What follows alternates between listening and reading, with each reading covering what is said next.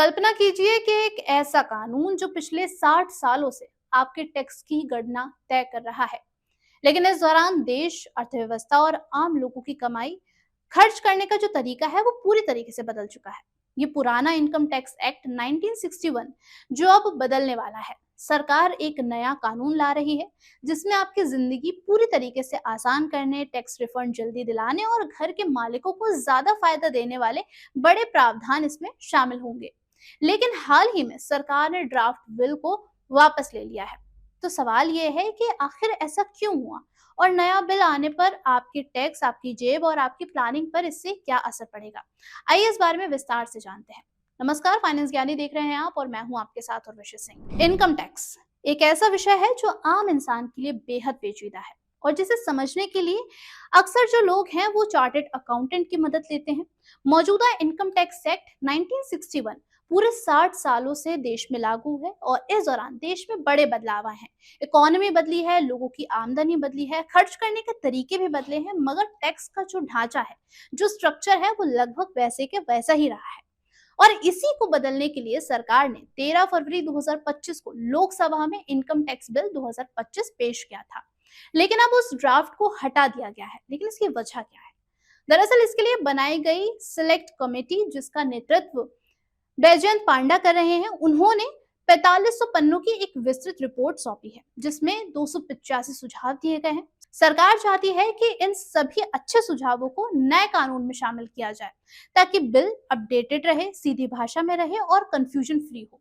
और यही वजह है कि पुराना ड्राफ्ट हटाकर 11 अगस्त को संशोधित नया इनकम टैक्स पेश किया गया है। इस रिपोर्ट में कई सारे टेक्निकल पॉइंट्स हैं, लेकिन आम आदमी से जुड़ी 3 बड़ी चीजें हैं और सीधे फायदे हैं जिनके बारे में खास ध्यान रखना जरूरी है। तो इसमें सबसे पहला है हाउस प्रॉपर्टी इनकम के नियम आसान करना और फायदेमंद इसे बनाना। अभी अगर आपका कोई घर किराए पे है तो पहले वहां पर से नगरपालिका टैक्स हटाने की छूट मिलती है और स्टैंडर्ड डिडक्शन के रूप में नेट किराया का 30% रकम जो है वो टैक्स फ्री हो जाती है। लेकिन समस्या ये है कि पुराने कानून में भाषा इतनी उलझी हुई है कि कई लोग ये छूट लेना भूल ही जाते हैं और यहाँ पर खड़ा हो जाता है एक नया विवाद। कमेटी की सिफारिशें हैं कि इसे नए कानून में बिल्कुल आसान भाषा में और साफ शब्दों में लिखा जाए।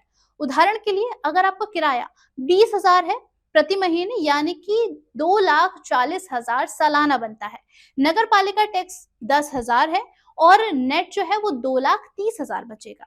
इसे 30% यानी कि 69,000 पर टैक्स नहीं लगेगा। दूसरा जो बड़ा इसमें फायदा है वो ये है कि होम लोन ब्याज कटौती में बड़ा बदलाव होगा। मौजूदा समय में अपने खुद के रहने वाले घरों के होम लोन ब्याज पर सालाना 2 लाख तक टैक्स में कटौती मिलती है, लेकिन किराए पर दिए गए घर के मामलों में ये फायदा सीमित है और कई शर्तें भी इसमें मौजूद हैं। कमेटी का सुझाव है कि ये फायदा किराए पर दिए गए घर के लिए बिना किसी शर्त के मिलना चाहिए। खास करके उन लोगों के लिए राहत होगी जो निवेश के तौर पर दूसरी प्रॉपर्टीज को खरीदते हैं। तीसरा जो इसमें फायदा है वो है टीडीएस और टीसीएस रिफंड में तेजी। टीडीएस यानी कि टैक्स डिडक्टेड एट सोर्सेस और टीसीएस यानी कि टैक्स कलेक्टेड एट सोर्सेस। ये वो रकम है जो आपकी इनकम मिलने से पहले ही काट ली जाती है, जैसे कि सैलरी, बैंक एफडी ब्याज, शेयर ट्रेडिंग या फिर बड़ी खरीदारी पर। अक्सर असल टैक्स देनदारी इससे कम निकलती है और रिफंड बनता है, लेकिन रिफंड आने में महीनों लग जाते हैं। कमेटी की सिफारिश है कि नया कानून रिफंड प्रक्रिया को तेज करे, आसान बनाए और पूरी तरीके से ट्रांसपेरेंट करे। सीबीडीटी भी इन्फोर्समेंट विद एम्पैथी पॉलिसी पर काम कर रहा है ताकि ईमानदार टैक्स पेयर्स को न्यूनतम दिक्कत हो और रिफंड उनको जल्दी मिल सके। सरकार चाहती है कि ये जो नया इनकम टैक्स एक्ट है वो ना केवल आसान भाषा में हो बल्कि सभी प्रावधान एक ही डॉक्यूमेंट में लोगों को मिले, ताकि पुराने एक्ट, अमेंडमेंट्स और अलग अलग सर्कुलर को देखने की जरूरत उनको बिल्कुल ना पड़े।